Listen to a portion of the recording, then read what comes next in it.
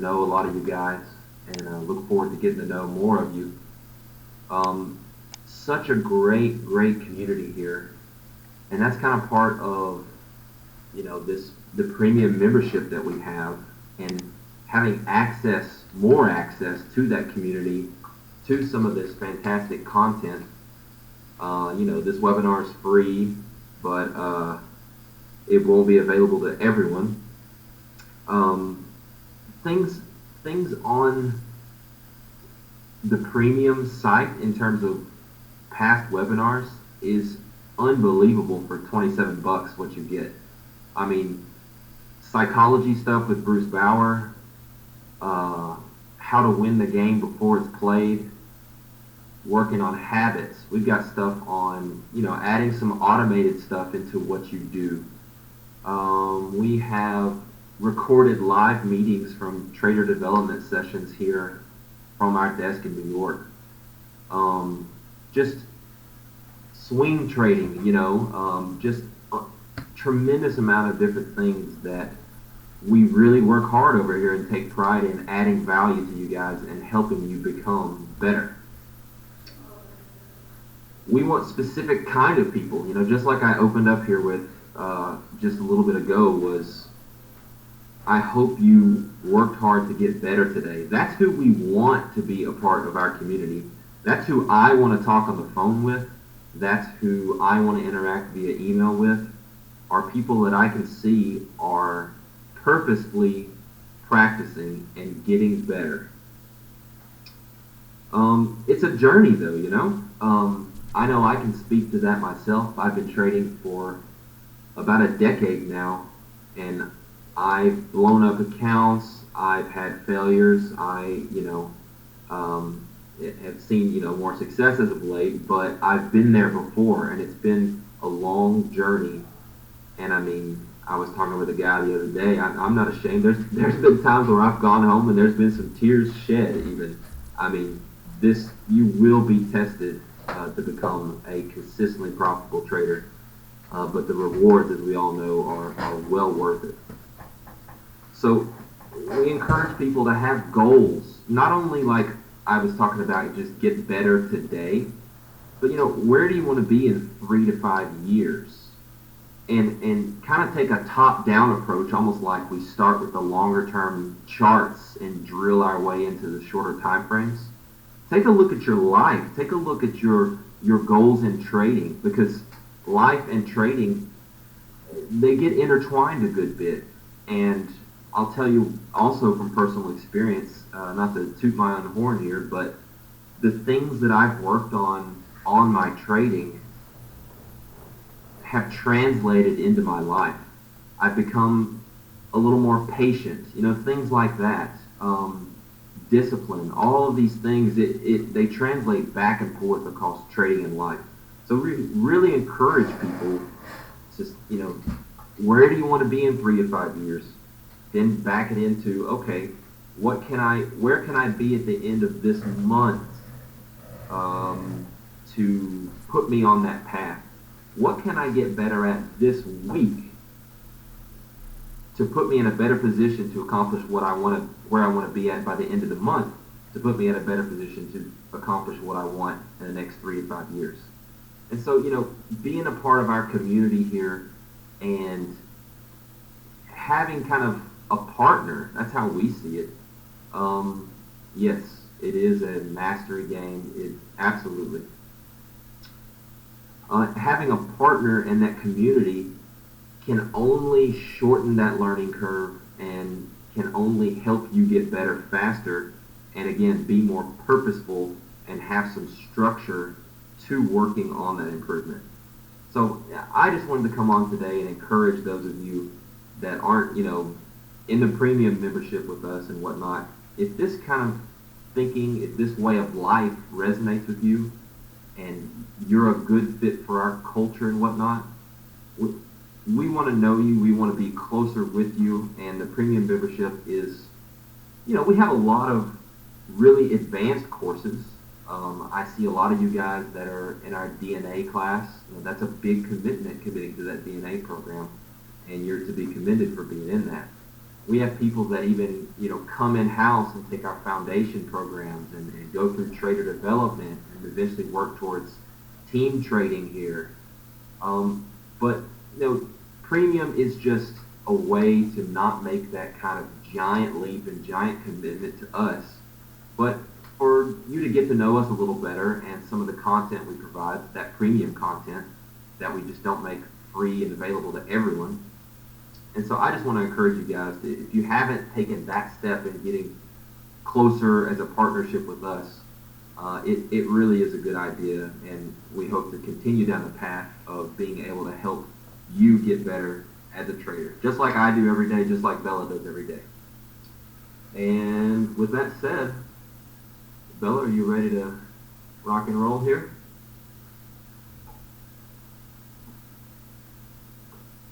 All right, thanks. Thanks, Merritt. I get to listen to you talk all night. I look forward to the times when we just have you come up here and do this, and I get to go home and play with the kids. One of the other things that is interesting about being a part of SMB Premium is that you do get all of the recordings. So lots of people will send me an email or Merritt an email and say, hey, I missed the live webinar today. Can I get a recording? And if you are part of SMB Premium, you can. If you are not part of SMB Premium, you cannot.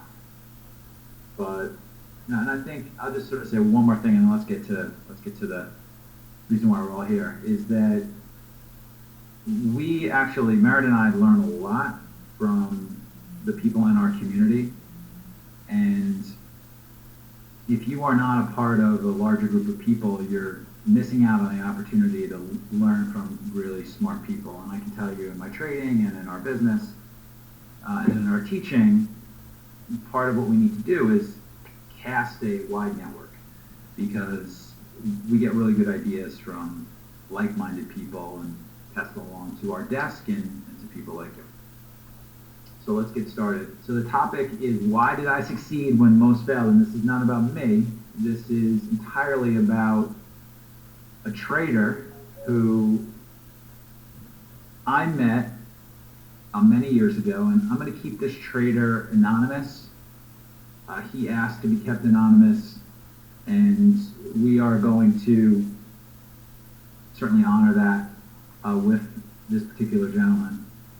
And I met this trader actually when he was in college. I did a presentation at a particular university. The trip was actually a pretty big commitment for me to go to this place, and met this particular individual, and he ended up becoming a proprietary trader. He got an offer from a firm in our space, and I say this to the guys all the time, there are other firms in our space. There aren't any other firms who actually share the way that we do with the community, but there are other firms in our space. We do not have all the answers, and there are good firms in our space. Maybe there's not a lot of them, but there are others. And he got an offer from what I consider to be a good firm, and I remember him asking me whether or not he ought to take the offer, and I said, look, I think it's a good place for you to start, and you're going to have what you need, and this seems to be something that you really enjoy. And, into his learning process, he reached out to me again and said, I don't know if this is working out. Can we chat? I'm not sure that I'm really making enough progress. I'm actually thinking about quitting. And I don't know if he actually remembers this as well as I do, but I remember chatting with him and sort of walking through the things that are important. I wanted to know, is he really interested in trading? Does he really have that passion? I wanted to know, was he at a firm that provided an environment for him to succeed? And it turned out he had access to a really good mentor. He's actually somebody that I know a little bit. he had access to a lot of capital. He was at a firm that would let him draw down a little bit. He was at a firm that had pretty good technology, perhaps not as good as KTG, where our traders trade through their funds. SMB and KTG has a joint venture for our traders in New York. So maybe not as good as our technology, but still pretty good. And I did see that he had the passion, and that he was somewhere between that 8 and 12 month mark as a trader, and he had started during a very difficult period of time. In 10 years of trading, there's going to be a couple of years where it's not exactly the best time to start. There are really smart people that started in 2002 who really didn't have a chance. There are very smart people that started in 2011 and 2012 and really didn't have a chance. The market just wasn't good enough for them to overcome their skill level at that period of time.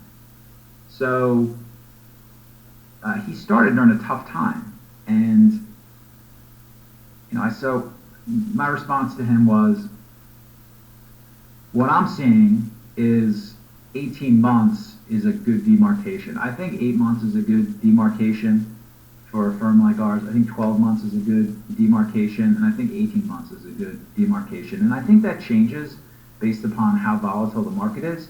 The more volatile the market, the shorter the learning curve. And the reason for that is you trade more. The more volatile the market, the more opportunity you have to trade, the more trades you make, and that speeds up your learning curve. And a lot of what we try and do here is find ways for people to simulate their trading so they can speed up their learning curve, whether that's doing a playbook exercise, whether that's recording their screens and playing it back, whether that's in a group mentoring session, whether that's talking to traders on their desk, whether that's the SMB Performance Center, whether that's sharing really good AM ideas, and on and on. There is a system that we put in place that gets people to get more reps. So, and Merritt said something really, really interesting, which is, I know a lot of you are thinking and overvaluing how good you are right now. If you were at my firm, I wouldn't be interested in how good you are right now for 9 out of the 10 traders. I would be interested in, well, how good is that person going to be in 3 to 5 years?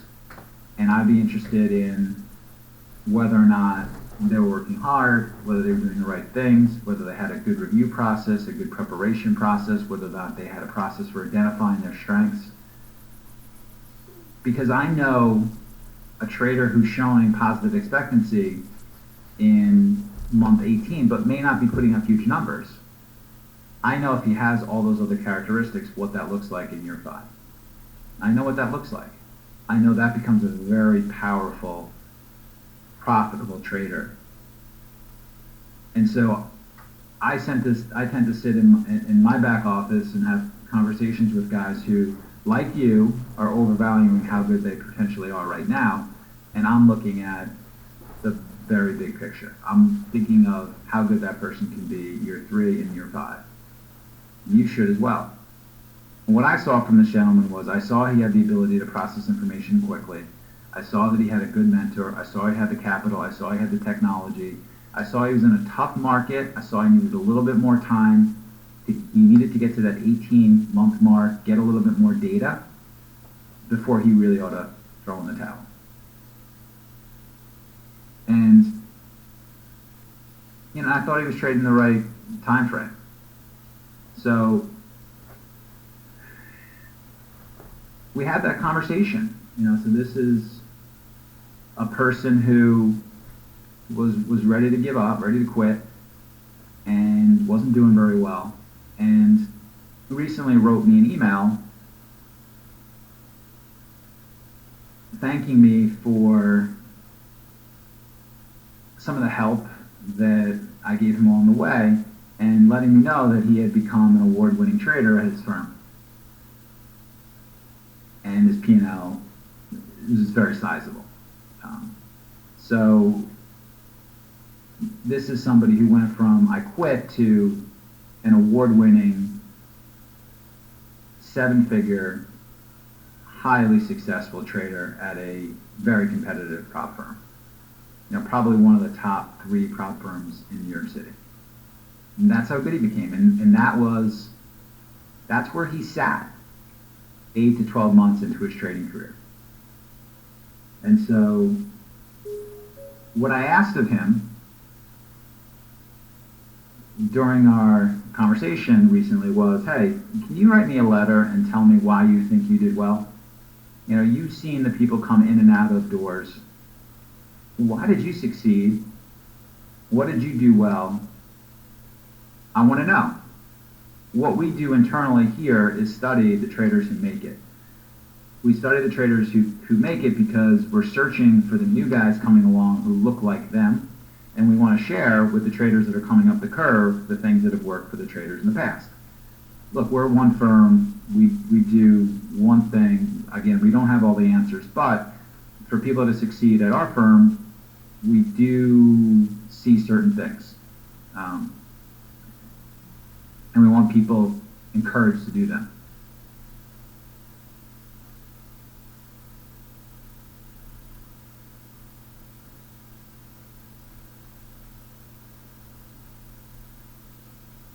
All right, and I just want to sort of say one thing. Look, if this, we don't really have, let's not respond to people. We don't really deal with negative people at our firm. We deal with the people that are positive and want to try and get better. So, if this isn't for you, it's totally fine. Move on. Find somewhere else to go. The rest of us will sort of sit here and work on our game. So here's the email that, here's the email that he received, from me. I'll just sort of say to McFly, if you feel like listening to somebody who started their own prop firm from scratch and was a successful trader for over a decade before that and traded their own money is not worth your time, you probably need to think about your learning process. I'm trying to learn from traders much younger than me. I have outreach with other people who do what I do to learn lessons from them. A best practice of coaches is to be asking them the best practices that they're implying, that they're using, and that are working. And we're going to talk about that here. You always got to be doing that. So, this is a trader who has had some success, and I wanted to learn from him. And so I'll break down his email. And I'll break down the reasons why he thought he was successful. And he said, I was the hardest worker. And he wrote, I was the hardest worker and still work quite hard 5 years in. Everyone wants to make $1 million and be the best, but so few truly go all in and put true 100% effort in. I stayed the latest. I came in on weekends. I still go to work most weekends for a few hours. What I've seen on our desk, particularly from one of our traders, is that weekend work. Dr. Steenbarger said something to me privately a long time ago about the traffic on his blog and how much it lessens during the weekend and how disappointed he was about that, because that was a period of time when people really should be working on their game.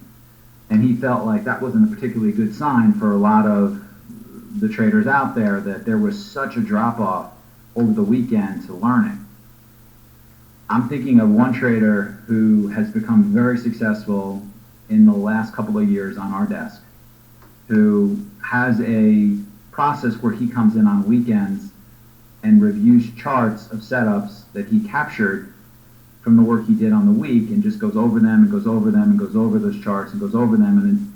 And what he's doing is he's internalizing the setups that work best for him. He's internalizing the setups that he likes the best.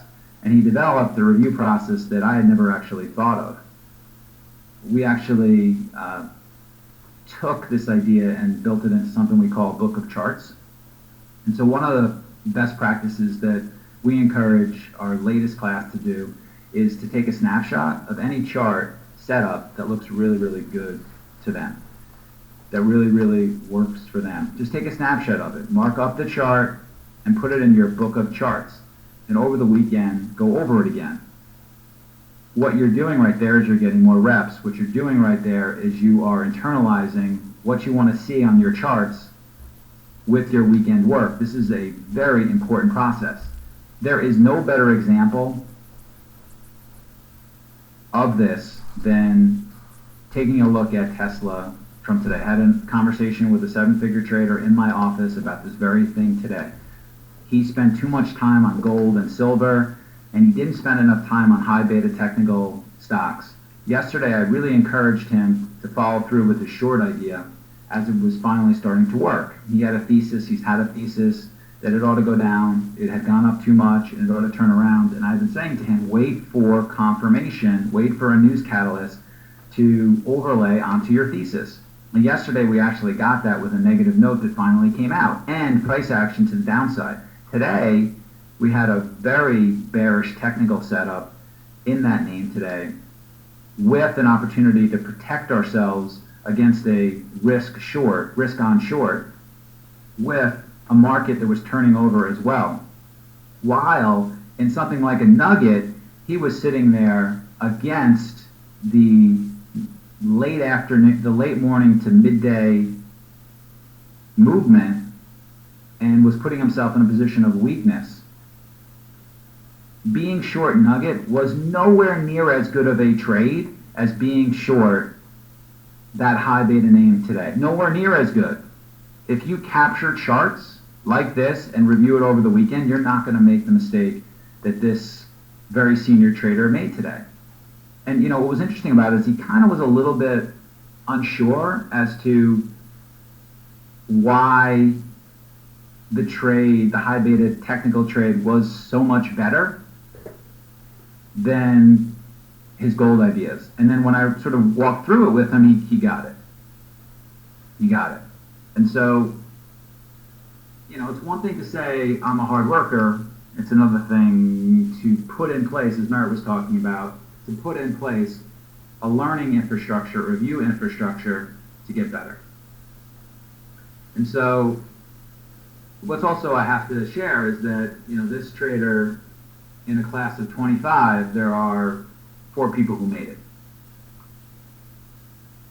You know, there is a very real failure rate in proprietary trading, in trading overall. And so if this is the failure rate at a very good proprietary trading firm, then, and you really want to be a trader, this really is your passion, you've got to embrace the challenge that's in front of you. You certainly can do it, but you can't be delusional to the challenge that is ahead.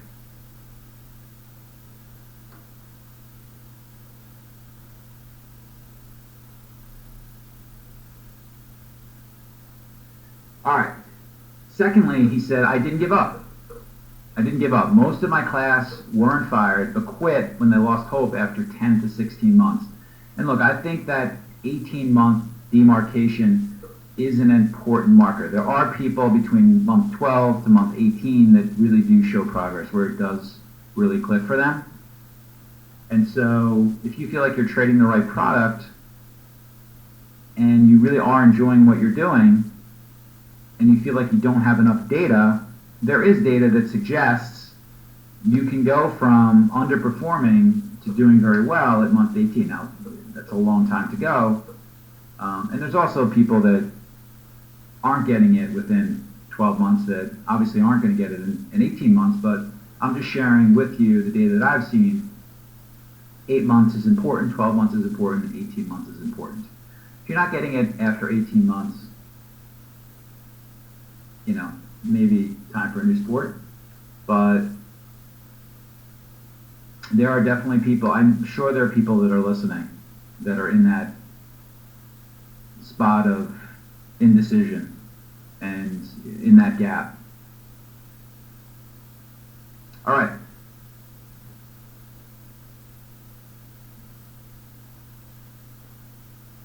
I work smarter. I had to teach myself this, and I wish I knew it way earlier, but I learned to systematize everything. Anything can be broken down and systematized.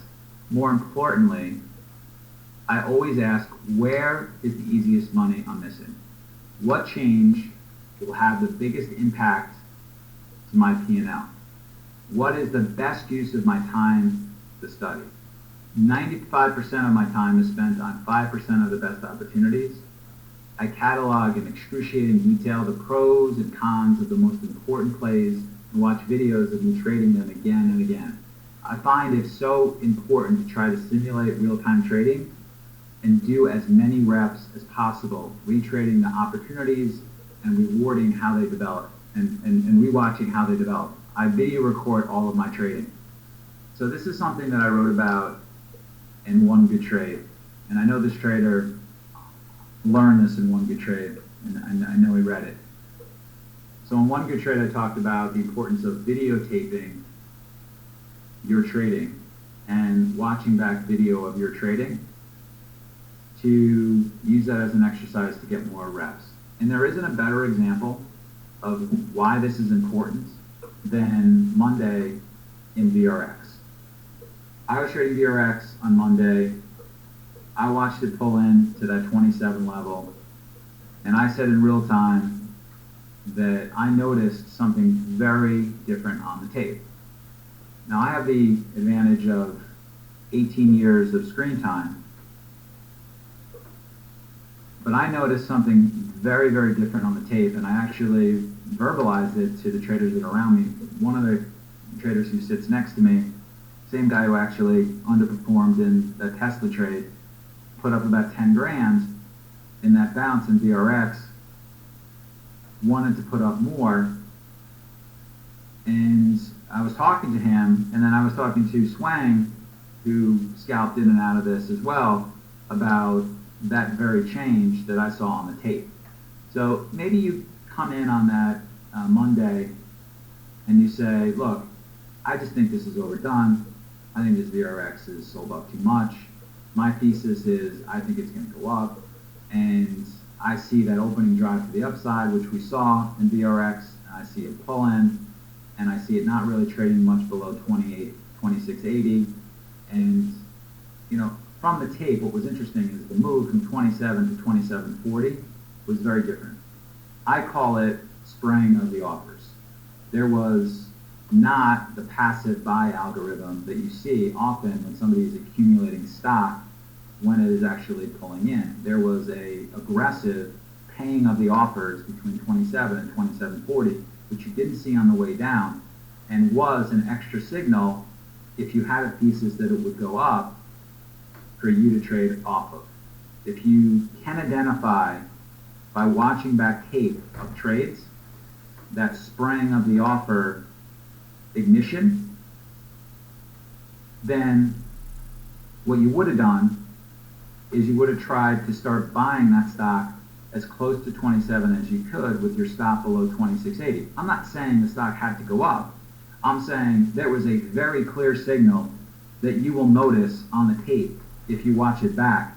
There are footprints that are left from the tape and repeatable instances on the tape that give you a hint as to whether or not the stock's going to go up or down from the price it's trading at. Give you more than a hint.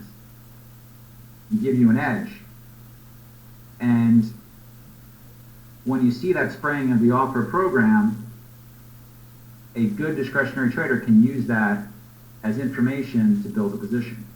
So when you see that, and you have that skill in your toolbox, you can start to, instead of maybe being long 1,000 shares from 27, you can start to buy more. You can buy more into a pull-in from 27. When it gets above 2740, you can buy more.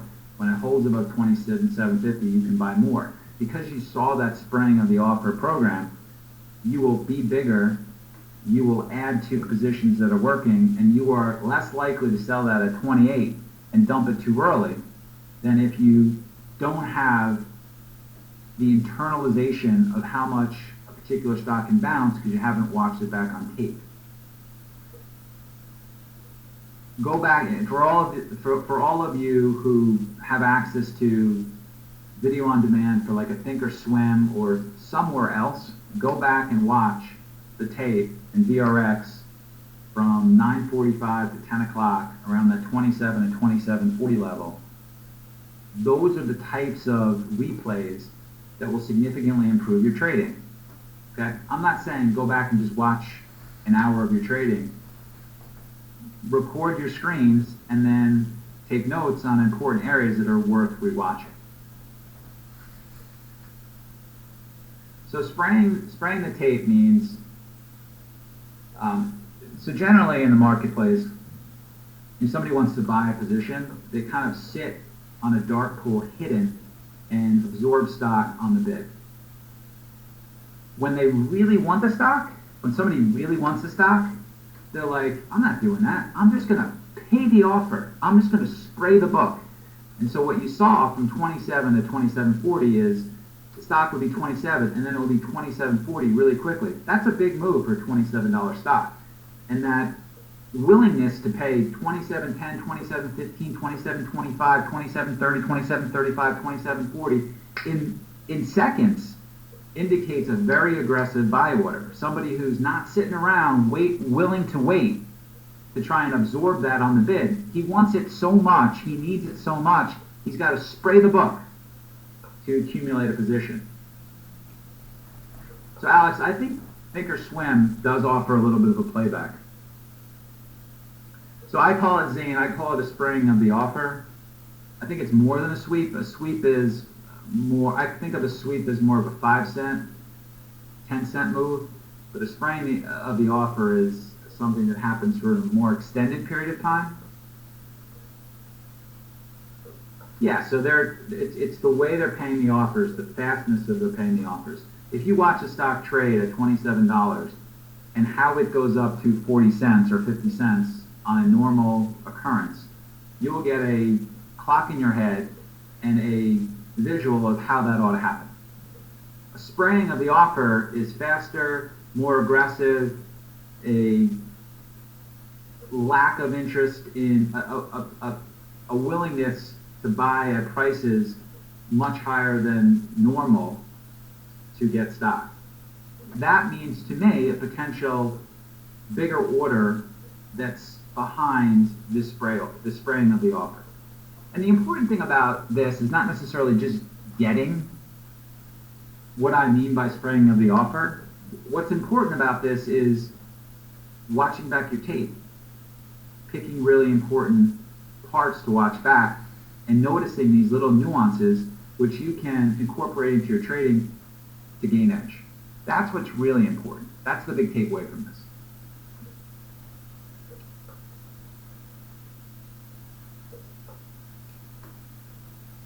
All right, Vlad, sorry to hear that. You'll get them next time.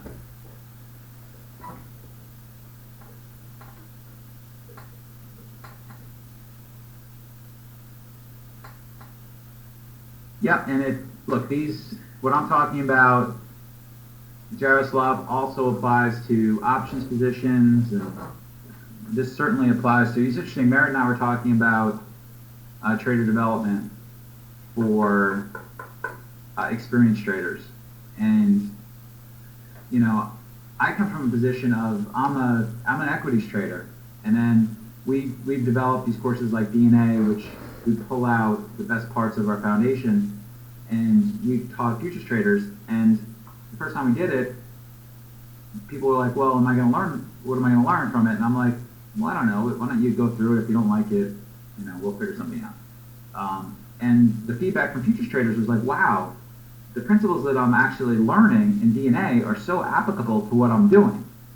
The process, the system, the thinking through trades is so helpful to me as a futures trader. And so, yeah, I mean, all of the idea of filming your work applies to FX trading, probably applies to bond trade, applies to futures trading. These are universal ways for you to improve.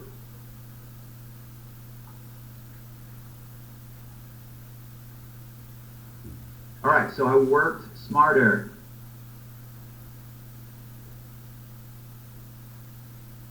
I feel immense pain from failure. I feel immense emotional pain from failure. I trained alongside one other rookie, and any day he did better than me or made a chop where I didn't, I'd feel such dissatisfaction. I use that dissatisfaction to work harder and push myself, whereas many get complacent or demotivated. I'm not okay botching a trade. I'm not okay with having a negative day. I'm not okay with someone in my office doing better than me. If I make 10,000 in a trade and someone else makes 30,000, I'm kicking myself. I need to do better than everyone else every single day. I will help everyone get better. I want everyone to succeed. But from 9:30 to 4, it's a competition each day, and I want to win. Probably not healthy psychologically, but I personally don't believe you can be your best without it. So I would politely disagree with this mindset, and I would agree that this isn't the healthiest psychology, but I know traders like this, and I can think of one trader on our desk who I worry about, who is like this, and he is a monster. And maybe that's part of why he's so good, is that it just burns at him not to be succeeding at really high levels. I will say this about that, which is, if you are one of these people who burn to do better with every trade, and I've said this privately to some of our guys, you want to be more constructive with those feelings. And being constructive is not ridding yourself of those feelings. I am not advocating that at all. You are who you are.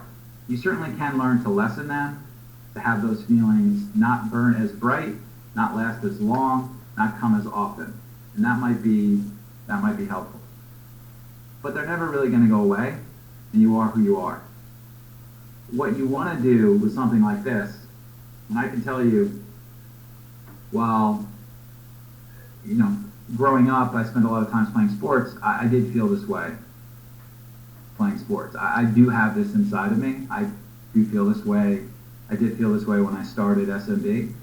I can completely empathize with these feelings. What you want to do with feelings like this, to be constructive, is to use them as fuel to help you to perform better. So as Merritt was saying at the beginning, all right, you're pissed off that you didn't make 30,000. Well, now you actually have to put in place habits of best practices that's going to enable you to close that gap. Beating yourself up, going out and getting bombed, that ain't going to do it. Not sleeping at night, that's not going to do it. But what you can do is watch back your trades. What you can do is talk to a really good trader who made more than you and get their input. What you can do is review the trade. What you can do is grab a screenshot of that chart setup and create a book of charts. What you can do is create a playbook trade of that setup and build off of that. What you can do is build filters so you capture the next one. What you can do is force yourself to step outside of your comfort zone the next time you see that setup and trade it a little bit bigger. There are constructive things you can do to turn that burn inside you into progress.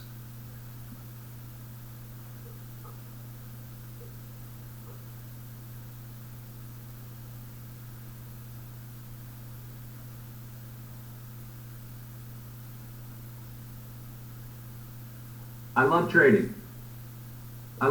I played video games growing up and dreamed it could be my job. Day trading is the best high-stakes, fun, challenging video game ever made. Yes, I do not know a trader who has become very successful who does not love trading. Period, the end.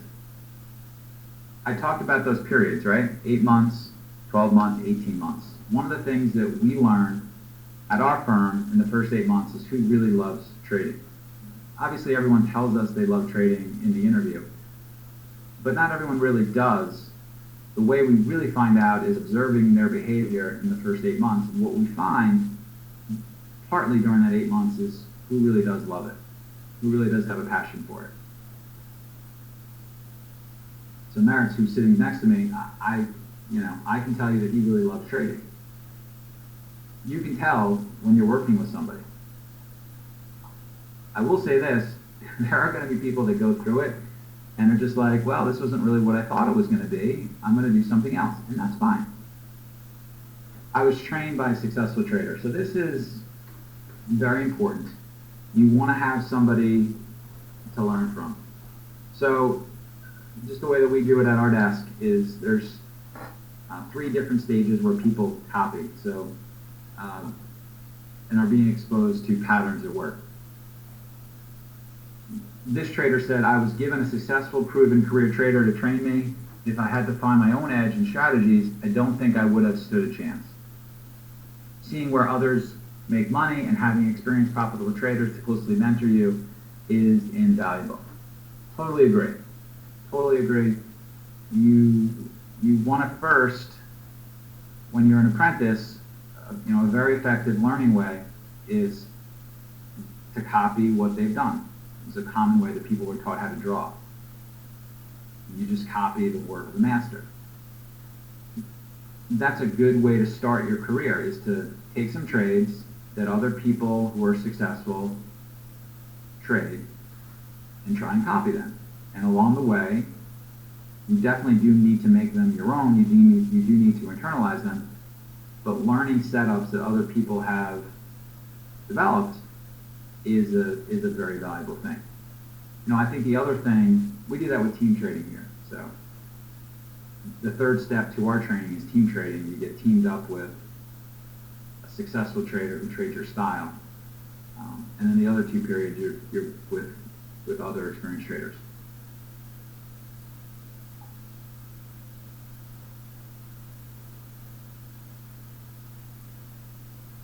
Yeah, so Andrea says, there's a lot of free information online, but it takes more time to learn what really works if you don't have a mentor. It is definitely hard out there to figure out. There's a lot of stuff out there that shouldn't be out there, Andreas.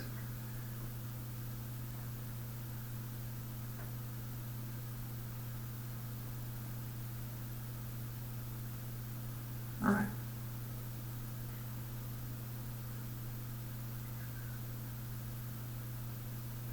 How my firm helped competitiveness. By far, I think the most important is my firm provides an environment of unmatched competitiveness and skill. The limits are always being pushed, and you see people around you in their 20s making so much money, and it inspires you to be that person. The level of dedication and competition is so high at this point. The top traders are so focused, so fast, and so good. It still blows me away. It's an insane level. Our top trader doesn't go to the bathroom, doesn't eat lunch, doesn't take his hands off his keys all day, every day. You want to beat him? Well, now no lunch, no bathroom for you. You think you made a nice chop in a trade? 3 guys made 10 times as much. You think you pushed the limits? 4 guys had 5 times as much. That's a good environment to be in. That's a very good environment to be in. You want to be pushed. You want to be pushing yourself outside your comfort zone every day. My firm believed in me. My firm believed in me when other firms would have fired me way earlier. Almost everyone in my class that failed did so by quitting. They weren't fired, except for insane risk takers or attitude issues. My firm doesn't fire you as long as you're trying hard and still improving. It took me 2 years to make $100,000, yet here I am. Look, as I said, where are you going to be in year 3? Where are you going to be in year 5? Don't overvalue where you are right now. So my advice for future traders from this successful trader: most people don't have what it takes. 70% of the people can't push themselves no matter what environment or motivation you provide. 5% will push so hard no obstacles or environments could ever stop them. For the 25% swing candidates, the best advice is for you, is your dream. You need to do what it takes to achieve. No excuses. You want to sleep in more than you want success. Do you care about eating lunch more than improving or making a chop? While you fool around, your competition is getting better. Systematize everything. Where is the easiest money? How can you create a system to avoid the same mistakes? What is the best use of your time? Don't quit. I'm going to bring Merritt in here again. I actually have to head off and do a podcast. I'm bring Merritt in here. If you guys have any questions, shoot them over to Merritt. Any questions for me after this, please hit me up. There's my email address and there's my Twitter. Merritt, any final thoughts?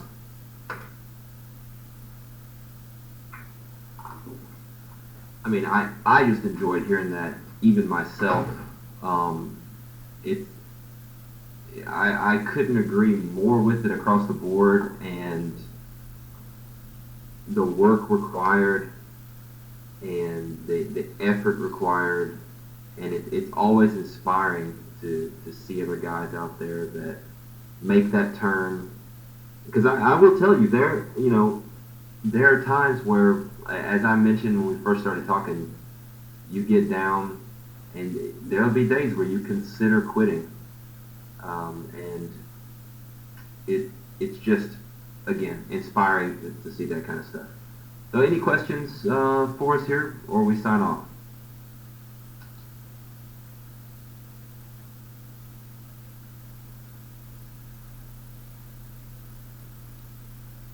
Yeah, Igor,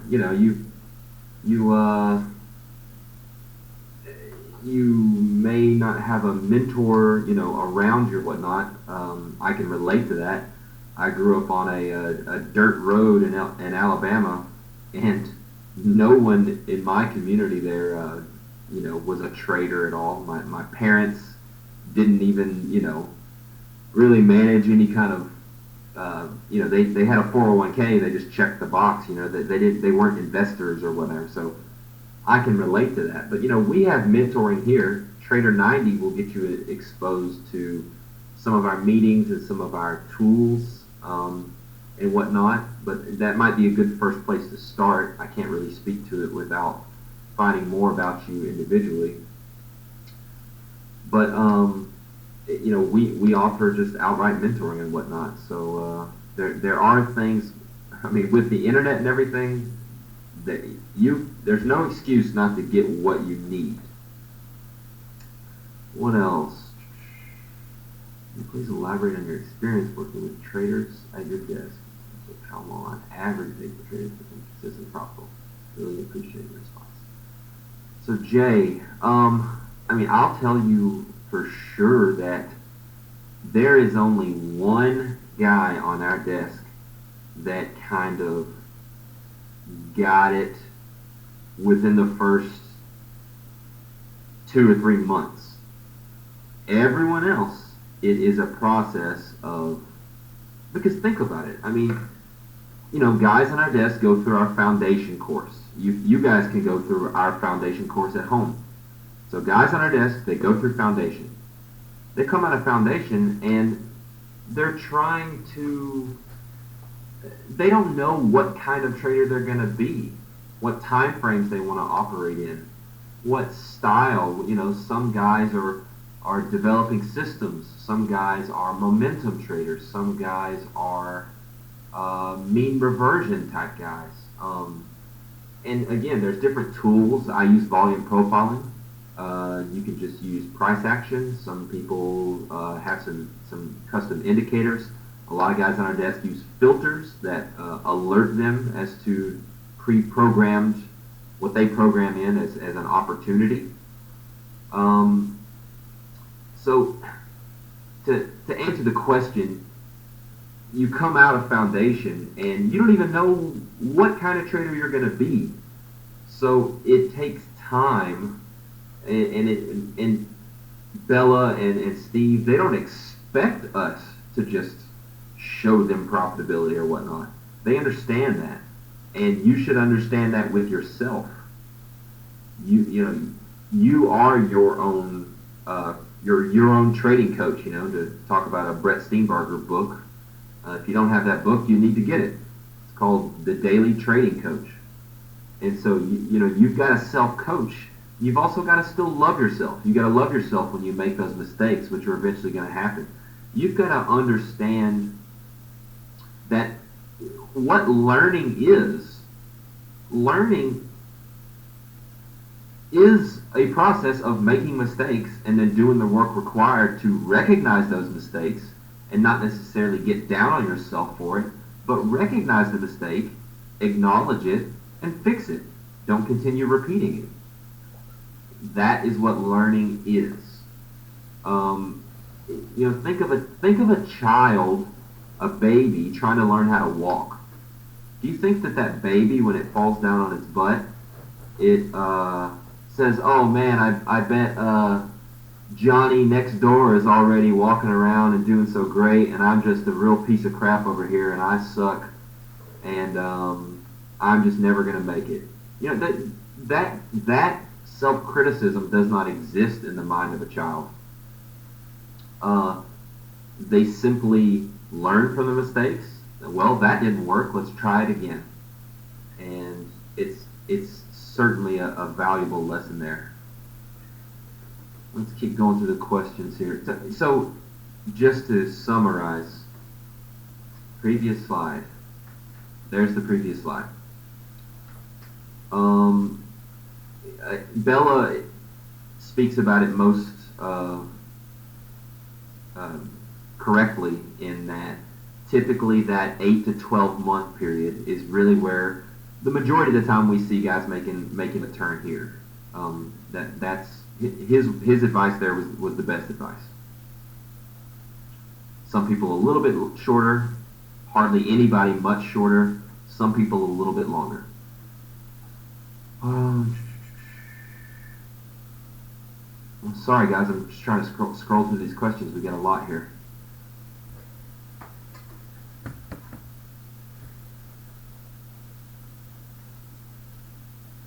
How would those of us who are remote traders find that push to be better, like this trader had in the competitive environment? So Jeff is asking about how do you guys out there, retail remote traders, find that push to be better, and like this trader had in a competitive environment. There's a couple things. One, intrinsic motivation. A lot of your motivation, this guy, his motivation ultimately comes from within. Yes, he's driven by the competitiveness and whatnot. Remember, Bella said that he didn't really agree that was the best way to do it. But I bet Bella would agree that intrinsic motivation, that motivation that comes from within yourself, is where it's all about. As well as when you get kicked in the teeth and you've got to stand back up again. That, again, comes from that self-motivation. And there's other things that you can do. I know when I was trading out there on my own, I made friends. I joined communities, get involved with a place like SMB. I started off the call today talking about community. Get involved with people. Get some trading buddies out there. Start Skype calls. Send your reviews to each other. And then we have that, professionally, we offer that here through what we call our trader development. So there's different ways to do it, and there's no excuse not to have the drive and not to continue to be pushed just because you're out there on your own. So there's ways to do it. Let's see. Okay, sorry Derek, that's a question for Bella.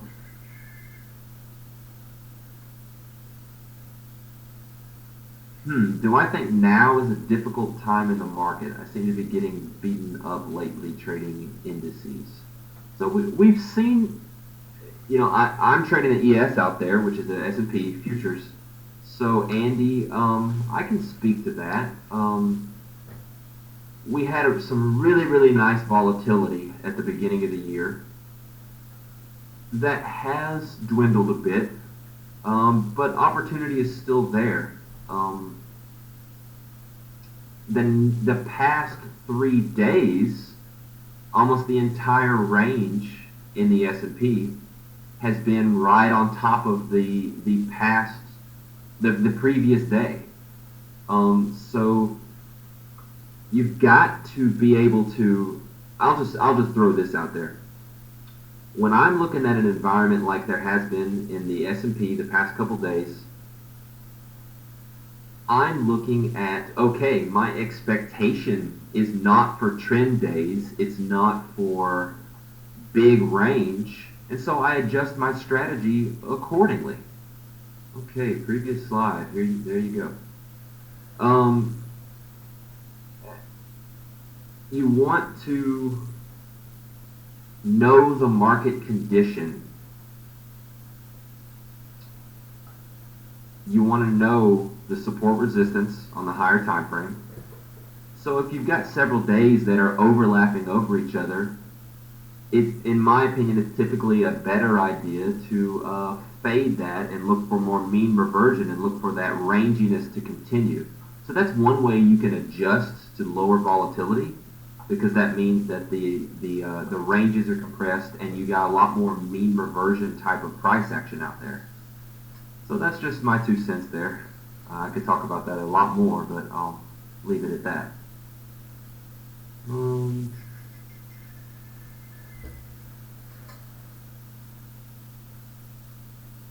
But in general, I don't think it right now is a tremendously difficult time. You know, think about, and from my experience, some of the summertime stuff where the market's just barely moving, and if it is going up, it's just barely grinding, and it's a real drag and a real difficult environment to make money. Matt, our traders on the desk trade firm capital. They don't put up their own capital. Andy, our guys don't really shoot for specific returns. Our guys try to get better every day, specifically a process goal. But I don't know of anybody on our desk that says, oh, I want to make X dollars today, I want to make X percent for the year. That's just really not how we approach things here. But I can tell you that the percent returns of a lot of guys are through the roof, just very huge. We're talking hundreds of percents and things like that.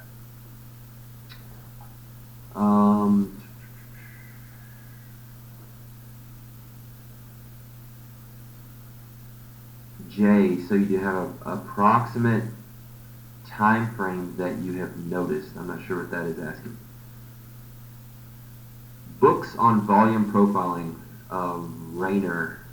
I've never read a book on volume profiling, a hard copy book on volume profiling. I have read books on market profile, and you want to look up a guy named Jim Dalton, and he has books on that.